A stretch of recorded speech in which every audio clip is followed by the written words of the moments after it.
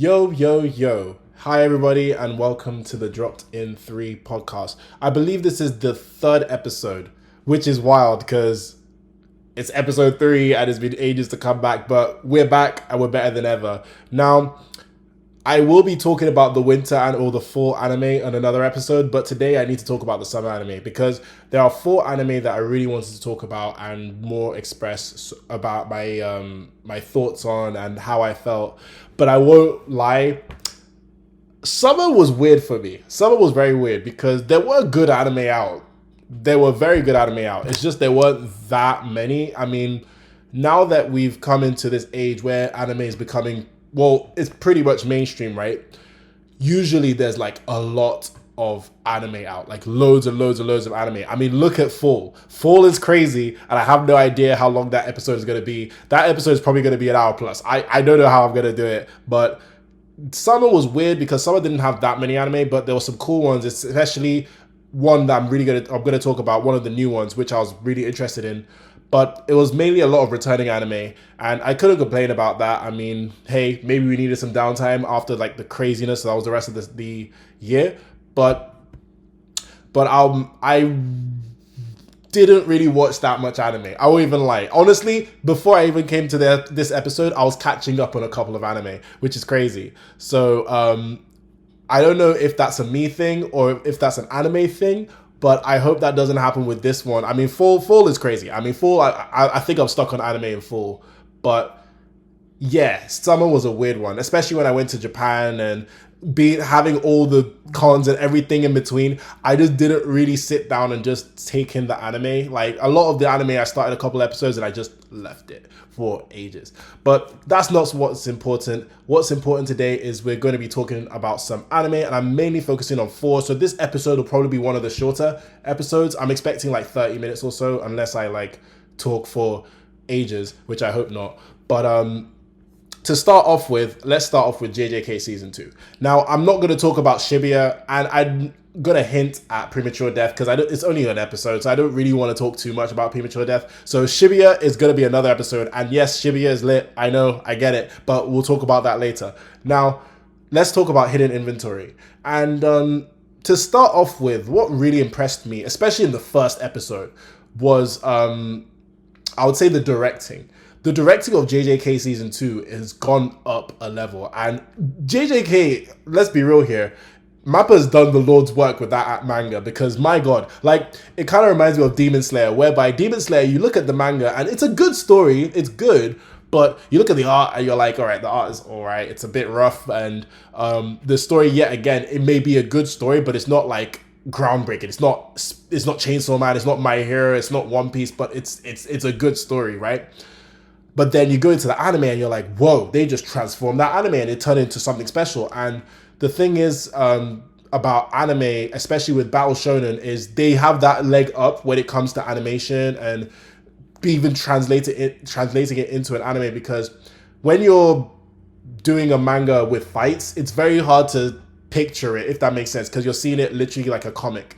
But when you elevate it and you have all this crazy animation, direction, sound effects, and the music and everything just hits, you can make a perfect production with Battle Shonen anime. And Demon Slayer proved that. And so is Jujutsu Kaisen. Jujutsu Kaisen is one of the best anime out right now. I'm going to be real. And Hidden Inventory did a fantastic job in proving why. Because the first episode, right, when I forgot the 2 characters' name, but when I saw them in the Infinite Hall and the camera, like obviously there's no camera because it's animation, I call it the virtual camera. The way the virtual camera was moving in the first couple of like scenes, I was like, oh Christ. I was like, I got my attention up straight away. I was like, whoa, Jesus.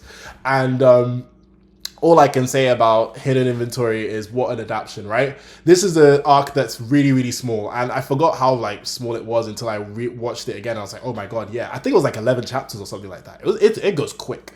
But wow, what an adaptation, because seeing young Gojo and Geto, right? Let me make sure I don't get slaughter his name.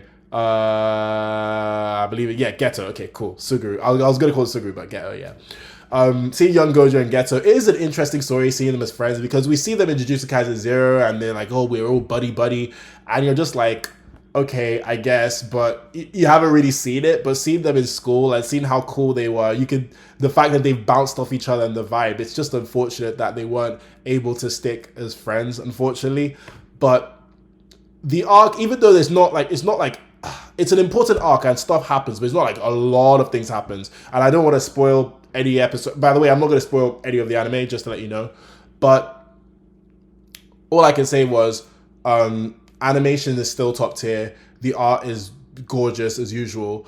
But my biggest impression is hands down the direction, the movement of these characters. Like Mappa really upped their game this season. Especially, I believe they had a completely different team because I forgot his first name, but something Park. He directed the first season, and that was crazy. But this one, they just elevated it to another level, and I think they're trying to make it more cinematic. Maybe they had learned some lessons from Chainsaw Man team or something. I don't know, but all in all, absolutely fantastic adaptation. Also the character of Toji done so well. I love the fact that they got Dio's voice actor to play Toji, as in, of course, right? Like, of course it would work. And seeing all the fights as well in this arc was crazy. And the thing I liked about the arc, right, which I did like it when I read it, is that it's just shocking the way stuff ends. It's just shocking, mind-blowing, and you're just like, whoa, I did not expect that. And I give credit to Gege for that, because when some scenes happen, you're like, because you're not expecting that in the show. Like, anyway, I won't spoil it for you. I would say if you haven't watched it, go and watch it already. In fact, you should be watching Jujutsu Kaisen. I mean, come on, it's Jujutsu Kaisen. But all in all, absolutely incredible adaptation.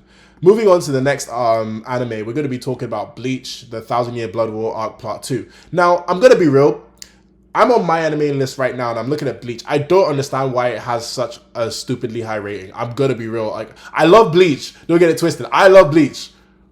But some of the ratings you guys give Bleach is wild. I can't even like, Bleach is number, wait, I think Bleach is, hold on. I need to check this again. Yeah, Bleach is number 4 on the highest rated anime list. Number 4, like the first season. I mean, granted, that first season was almost a masterpiece to me, but number 4, that's another story for another day. But coming into Bleach 1,000-Year Blood War Arc Part 2, or The Separation, yet again, I'm shocked that I can't believe this is Studio Period. I'm sorry, I just have to preface this. Studio flipping Period. Like, dude, I don't think you guys understand. Period made Boruto and Black Clover. I mean, they made Bleach before, but Bleach wasn't this good. I mean, come on. I mean, damn, I don't know how they did it, but Period has been impressing me. They've been impressing me with the crazy animation. Now, granted, this season, I'll say, I don't think it's as good as the other season. The other season was, like, every episode was heat. Every episode was absolutely incredible. And obviously, the fight between Yamamoto and Yuhabak, I believe that's how you say it. That was one of the best episodes I've ever seen. That episode was ridiculous. But I do have a problem with Bleach, and this is the problem I've had with Bleach for a while. It just feels like, right, it's gonna sound harsh because I like shonen formula, but it's too shonen, if that makes sense. Somebody will get their ass beat, sliced up, cut up into pieces. They'll come back, they'll just be like, all right, all I need to do is train, and I'll be able to beat the guy, and they'll just beat them. Like, it just happens so much. And the thing about Bleach is they have so many characters, so they just do it over and over and over and over again, and it gets a bit too repetitive. And I'm like, come on, man, like, do you really have to beat all of them right now? You know what I mean? Especially the way the 1,000-Year Blood War arc even started. Like, the first drop of the Quincy's and them taking out the Soul Reapers, it was crazy. And it's weird to me because I'm pretty sure, and I noticed this in the first part of the 1,000-Year Blood War arc, the violence has definitely been ramped up 100%. Because Bleach was violent, right? But Bleach didn't, like, correct me if I'm wrong, I don't think Bleach cut up limbs and had like body parts and you can see the insides of their bodies. I don't think Bleach was that violent until 1,000-Year Blood War arc. And I even had to go back to the manga because bear in mind, I went anime only for 1,000-Year Blood War arc because I think I've said this before, maybe I've not, but I was having the most delusional hope that Bleach will come back. Because I remember I finished watching Bleach in 2015. That's when I finished everything, right? And I was like, come on, Bleach, you can come back, come on. Come on. And it just did. It did. I kept on having like false hope as well. Like, I remember the day when, what's that guy's name again? I think his name was No, it wasn't Yonko, right? I forgot the guy who used to tweet shonen information back in the day, and he was like, oh, Bleach, and the eyes emoji were like, oh my god, Bleach, and next thing it was a mobile game, bro. But hey, we're here now. Bleach is back. I'm back and better than ever. Now, coming on to this arc, I love what's happening. Don't get it twisted. I do like what's happening. Granted, it did end in a really annoying cliffhanger. Like, it just felt like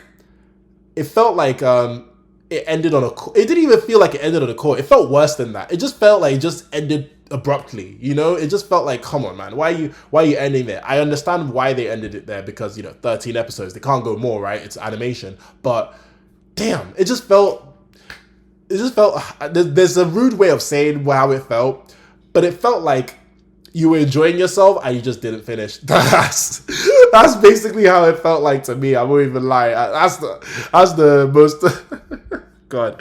That's the most censored way I can say that. But in terms of the arc and the fights themselves, fights were cool. Fights were dope. In fact, some of the fights from some of the captains were really damn good. Quincy powers are interesting. Some of these powers are just too broken. I'm sorry. They're too broken. To the point, I mean, they had some logical ways of beating them, I guess, but some of them, they just had their Bleach ways of beating them, man. Bleach does this thing where they just pull something out of nowhere and they're like, haha, of course we beat you with that. And obviously Bleach is back with their super long ass names for their bankais.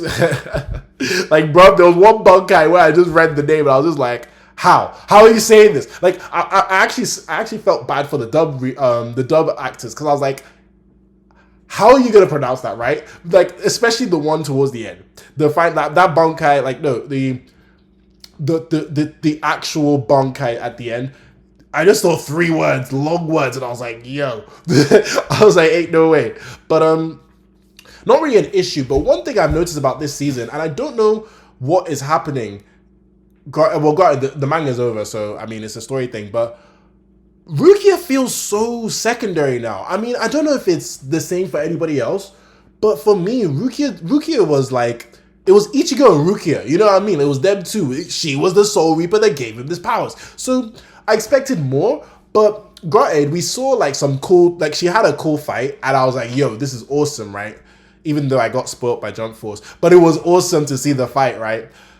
But after a while, I was like, yo, Rukia, you're really a side character, man. Like, Rukia? You know what I mean? Orihime is way less of a side character than Rukia. Even Chad to an extent. I mean, I don't know if I'm the only one that thinks that, but man, Rukia kind of got honed. I can't even lie.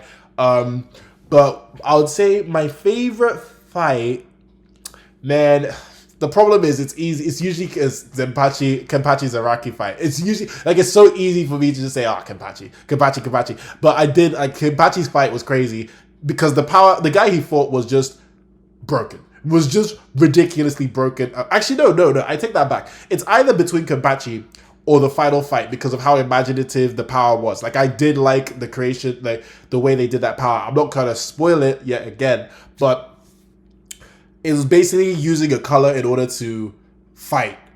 And that was interesting. I never thought about something like that. And I hope granted, there's a character in My Hero that's kind of like that, but they've not used it like the way that guy used it. So it was pretty interesting. Granted, his was more like colors and names. So Bleach powers are very weird. But yet again, absolutely fantastic fights. I don't know what negative thing I could really say about the season, other than there are more nitpicks about me talking about Bleach and how they just have their powers just be outright crazy and outlandish. But all in all, man, I'm thoroughly enjoying this arc. I am curious to see how they're going to use Ida.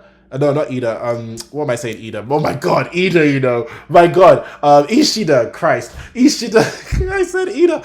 Ishida. Right. I am curious to see how they're gonna use Ishida in the next season. I'm very curious because the problem is we still don't know what his motivations are. We still don't know, and we'll wait and see, and they'll probably explain it soon. And it's a bit annoying because the opening hinted at some things that I didn't think that didn't happen this season, and I hope they happen next season. So we'll wait and see. I think season 3 is when things are gonna slap probably. Granted, I've not read the manga, but we'll wait and see. And I forgot to mention this about JJK.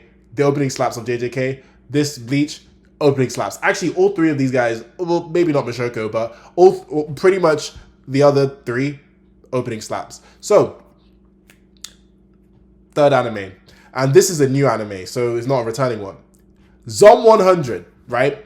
Zom 100 is if you don't know what Zom 100 is, it's an anime about a guy who is literally working for a black company. And if you don't know what a black company is, it's a company that literally exploits his employees in order to just to do work for them and barely get any pay, barely get any sleep, and it's just a horrible life. So essentially, I'll get into the first episode later, but I've got to mention the problems first, because this anime, man, this is an anime we're going to be talking about in another episode, by the way, because obviously in another like kind of anime seasonal episode.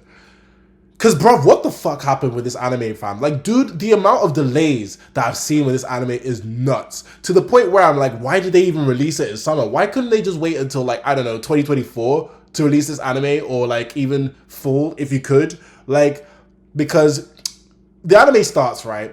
And we get in our episodes, I think it went like, 4 episodes, right? And then it got delayed. And we were like, all right, okay, that's understandable. Like, let the animators animate. It's okay. Very much understandable. Then we get a couple episodes. I think it was like 1 or 2 episodes later, delay. And we're like, okay, sure. All right, I guess it's another delay. But yeah, let the animators work and all that. Get to episode 9 and hiatus. And it's like, what is happening? Like, you know what I mean?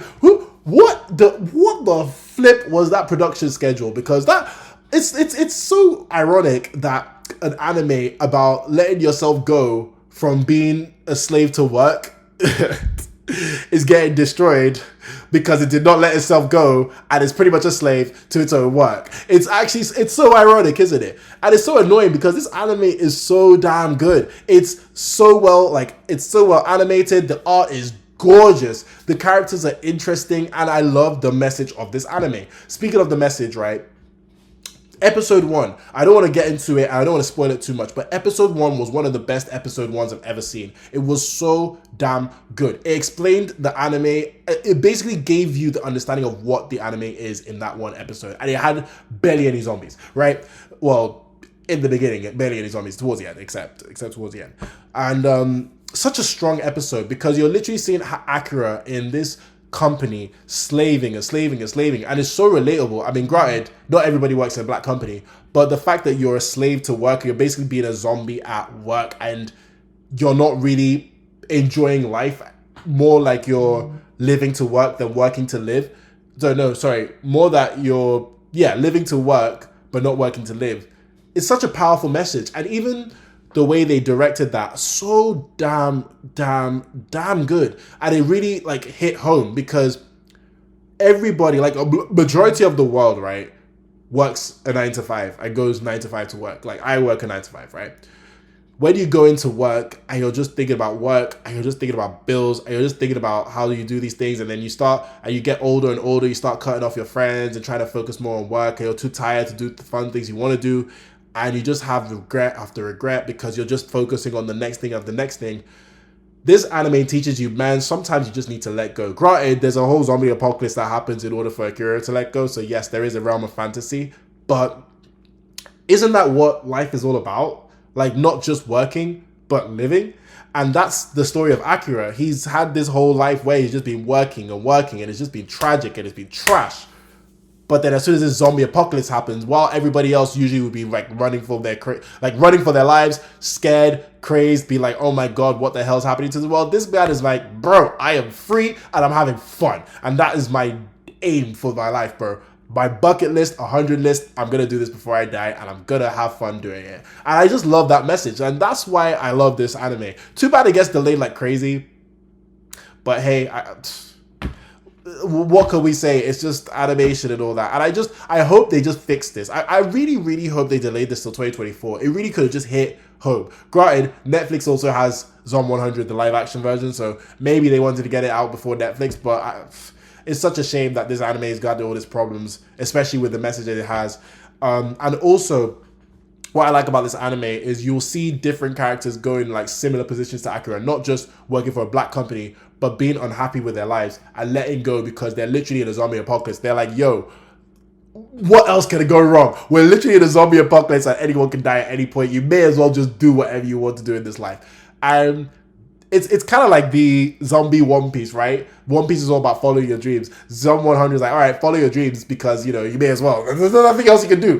What are you going to do? Die? You know what I mean? So such an interesting anime. It's such fun. Oh, and the it's colorful as hell too. Oh man, like really and truly, when this anime came out, I was so shocked. I was like, who the hell is this studio? And the studio is called Bug Films. I have never heard of this studio in my life. I mean, I'm gonna check now like what anime they do. Zom 100 is their first ever anime. Do you know what? That makes sense. I think, yeah, that makes sense. Like now that this is the first ever anime, that makes sense. Now I know why they're getting delays and crazy. This is the first time they've ever done this stuff. But the next anime I'm about to talk about, season 1 of this was the first ever anime they ever did, and they absolutely killed it. So I don't even know what to say about this studio. Do better, maybe, so that you know you can promote yourself better. And please, let's just finish this anime, please. I bet you, I have a feeling we're not going to see the rest of this anime till like January, unfortunately, because it's October. I've not heard anything about these last 4 episodes. So yeah, we're just gonna have to hold it. We're just gonna have to hold it. Last but not least, this is the anime I want to talk about the most, and this is the anime I think it was out of the 4 anime I've watched. Yeah, this was the only one I was actually paid was watching week to week religiously, except for the last episode. That was the only one where I slacked, and that's Mushoku Tensei Season 2. Now, Mushoku Tensei Season 2 is basically, it's an interesting season. It's a weird season to me. And I'll explain why in a second, right?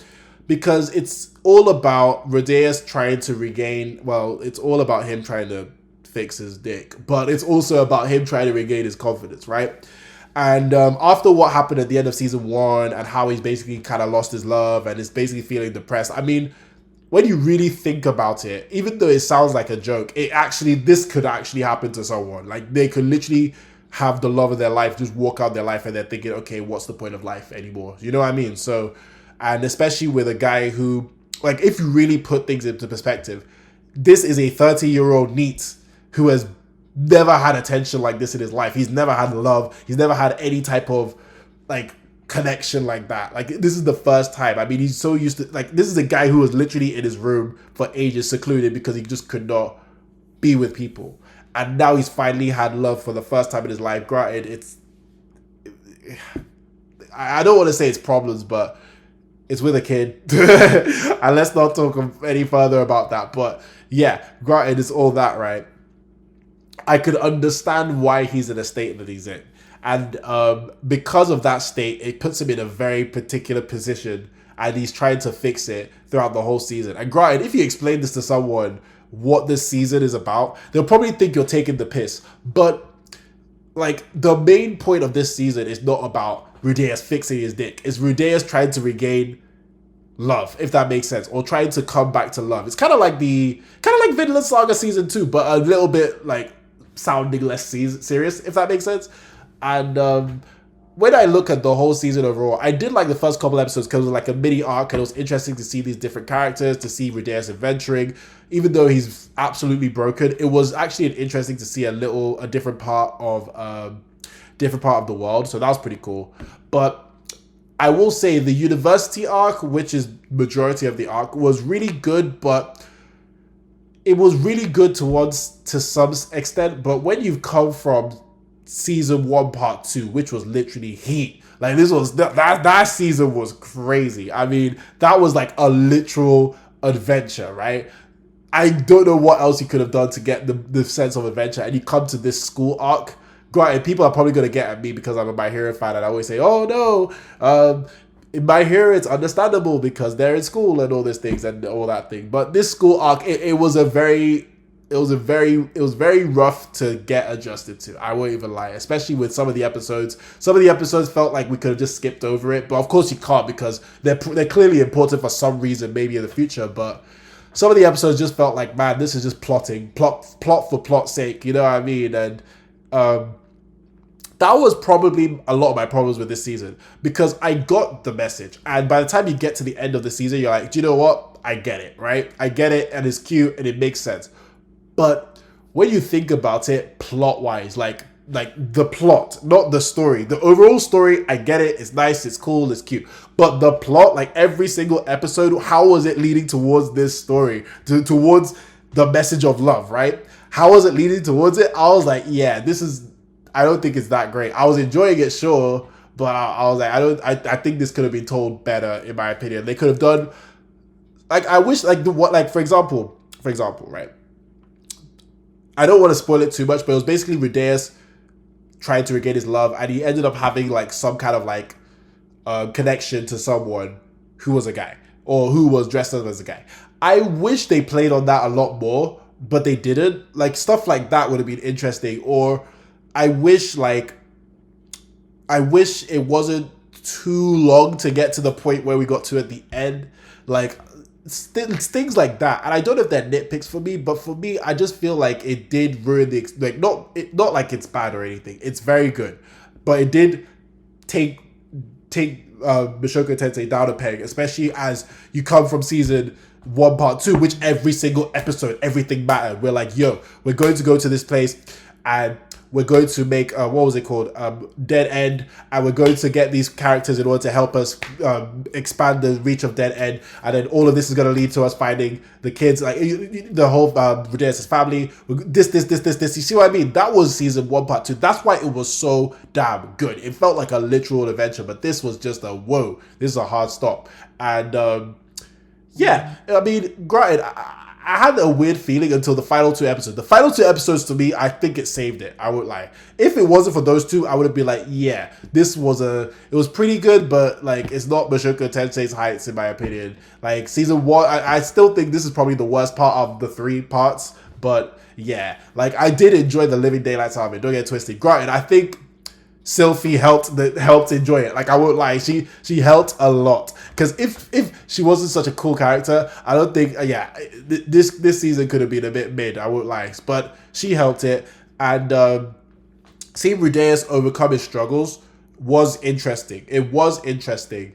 Yet again, could have been done better, but that's where we are. And especially with some of the characters that just joined that university. One of them just comes in at like, what episode? What episode did he join? Like, I think it was like episode 8 or something. Some OP character, right? Who knows another OP character. I won't spoil it. And I'm just like, I get you're probably going to be important in the future, but what was the point of this episode, man? Like, for real. Like, there was a lot of times where I felt like that. Like, one of the episodes where Rudeus was trying to give a guy a slave, and I was like, all right, I guess. And then one of the episodes where he was trying to befriend the Beast Girls, and I was like, all right, these are all interesting. And do you know what it is? I bet you in like a couple seasons time, I'll come back to this season and be like, yo, this set up a lot of things in the future and it's gonna get crazy. But for now, it's very weird. I don't like, except for one episode. There was one episode that gave way more context into the world that was actually, to me, I think that was probably the second best episode, except for episode second to the last episode. There was one episode where I won't spoil it yet again, but they basically gave us more info about how the world is working and how the whole reincarnation thing links to the world. That's all I can say, to be honest. And that was interesting because I was like, oh, okay, you have my attention. This is world building now. Okay, bet. But other than that, yeah, it was a bit of a weird season for me, but I did like it. I did enjoy it. And granted, yeah, like I said, I was religiously watching this week to week. So damn, but yes, I was invested. So I can't wait for more from Mushoku Tensei season 2, especially as we have the way the finale ended. I was like, okay, you've ended it like this, cool. How are we gonna move on next? How are we gonna move on with these characters? What are the conflicts that's gonna happen next? Like, I'm very, very curious to see how the next. I don't even know if it's. I wonder if it's gonna be a season 3. It seems like it's gonna be a season 3, not really a season 2 part 2. I mean, we'll wait and see. I don't think they've announced the season 2 part 2, but I'm very curious to see how Mushoku Tensei continues in the future. And that's it, everybody. That is Dropped in 3, episode 3, a 30-minute podcast episode. let me know what you thought about this episode. Let me know if I've basically given you my thoughts that I really wanted to. And let me know if you enjoyed this as well. The next episode is going to be the fall anime. We're going to talk about the fall anime. And I won't lie to you, I'm nervous because I looked, look at this, right? Look at this page. I looked at the summer anime right here. It's only a couple. Oh, right. Oh, I forgot about one anime. Sorry. I will talk about that in a second. I was going to write that around the episode. I'll be super quick about that. But before I get to that, right? Look at the summer anime. Look at the fall anime, please. Look at the fall anime. It's absolutely insane. Absolutely insane. That is definitely going to be a long ass episode. Let me tell you that. Now, before we go, I did watch another anime called Reign of the Seven Spellblades, yeah. Drop that shit. I won't even lie. I dropped it. Granted, I didn't drop it in 3 episodes. I dropped it in 5 because it had my interest because it was a school anime and it has like the magic and they had swords. I was like, magic swords in school? Okay, let's go. Or magic swords in academia, actually. If it was in college and stuff, I wouldn't mind that either. But I want more college anime, actually. We should actually get more college anime. We don't get that enough. But anyway, yeah, the point is, yeah, I dropped that shit because I got a bit... It got boring. I would lie, it got boring. It was too generic for me. I liked the female character. The female main protagonist is really cool. I actually really like her a lot. Everything else was just boring. They just got boring and yeah. So that's a little something for you guys to go by. So thank you very much for watching the Dropped in 3 podcast. Please like this, subscribe to the channel for more on Dropped in 3. More content is coming. Please bear with me. I apologize that I've been taking breaks and long breaks, but we're back and we're better than ever. And I hope you have a great day. All right.